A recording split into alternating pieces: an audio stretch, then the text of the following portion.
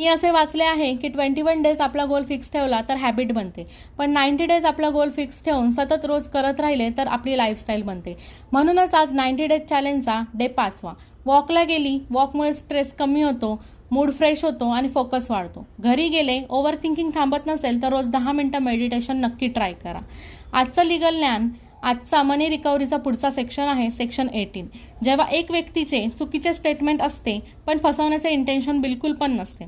समोरचा माणूस त्याच्यावर विश्वास ठेवून जेव्हा कॉन्ट्रॅक्ट करतो तेव्हा ते मिसरिप्रेझेंटेशन असते. यात मनी परत रिकवर करता येते. ऑफिसला गेले, रिसर्च रिपोर्ट रीड केला, लंच केला, स्नॅक्सला फ्रूट्स खाल्ले. शुगर क्रेविंग कंट्रोल करण्यासाठी आज मी डार्क चॉकलेट मागवले होते. आज ऑफिसवरून घरी येताना 15 मिनिटं ट्रेन बंद पडली होती. ट्रेनचे खूपच इश्यू चालू आहेत. मग मी डिनरलाच पोचले डायरेक्ट. डिनरमध्ये बॅलन्स मील घ्यायचा ट्राय केला. आजचे 10,000 स्टेप्स कंप्लीट केले. लाईक, शेअर आणि सबस्क्राईब नक्की करा.